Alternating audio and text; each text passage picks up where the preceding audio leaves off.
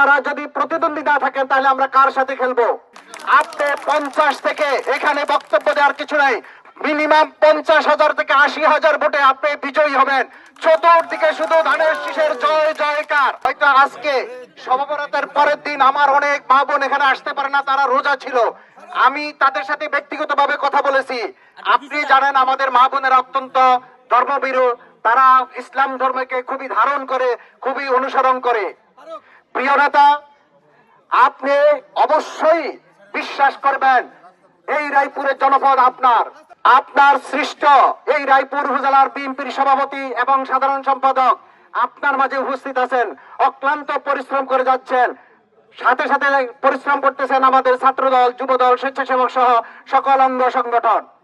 ইনশাল্লাহ আপনি 12 তারিখে আমার মা বোনদের, আমার কৃষক ভাই, শ্রমিক ভাই, মেহনতি ভাই সকল মানুষের ভোটের মাধ্যমে বিপুল ভোটে বিজয়ী হবেন। আমাদের একটা প্রতিদ্বন্দ্বী দল আছে, আমি তাদেরকে স্বাগত জানাচ্ছি।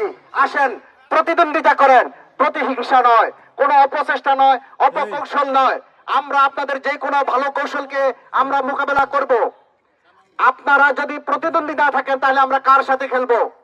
তবে আমি প্রতিদ্বন্দ্বী মনে করি না, কারণ আপনারা যে সংখ্যালঘু যে কয়েকজন আছেন, বিষয়টাকে আমার কাছে ভোটে প্রতিদ্বন্দ্বিতাপূর্ণ নির্বাচন মনে হয় না।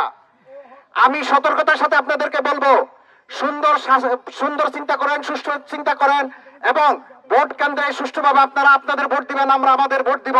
আপনারা আমাদের বিজয়কে মেনে নিতে হবে সেই মানসিকতা রাখেন, অপচেষ্টা করবেন না।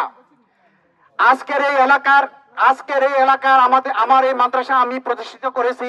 আমি আমার প্রধান অতিথিকে উদ্দেশ্য করে বলবো, এখানে আমার 3 নম্বর ইউনিয়নের সকল মানুষের একটাই চাওয়া আপনার কাছে, এই মাদ্রাসাটা, আমার এই মাদ্রাসার ফলাফল রায়পুর উপজেলার সকল মাদ্রাসার চেয়ে সবচেয়ে ভালো ফলাফল, এবং গত পরীক্ষায় এই মাদ্রাসা সম্ভবত গোল্ডেন এ পেয়েছে এবং এই উপজেলা 10টা ইউনিয়নের মধ্যে সেরা মাদ্রাসা, এবং আমরা কৃতিত্বের সাথে আমরা ক্রেস্ট পেয়েছি সেরা মাদ্রাসা হিসাবে।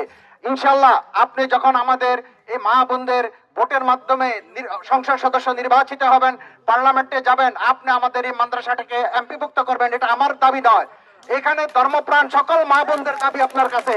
আমি শুধুমাত্র মাইকটা নিয়েছি তাদের দাবির কথা আপনাকে শোনানোর জন্য। পাশাপাশি আমাদের যত ধর্মীয় শিক্ষা, আমি জানি আপনি একজন শিক্ষানুরাগী, আপনি একজন ধার্মিক লোক, 5 ওয়াক্ত নামাজ পড়েন, আপনি ধর্মীয় মূল্যবোধকে খুবই গুরুত্ব দেন। আমাদের যতগুলো রায়পুর উপজেলায় ধর্মীয় শিক্ষা প্রতিষ্ঠান আছে, সাধারণ স্কুল, কলেজ, বিদ্যালয় আছে, সকল বিদ্যালয়গুলোকে আপনি ইনশাআল্লাহ উন্নত লেখাপড়ার জন্য, সুন্দর পরিবেশের জন্য, মাদক মুক্ত সমাজ ব্যবস্থার জন্য আপনি সহযোগিতা করবেন।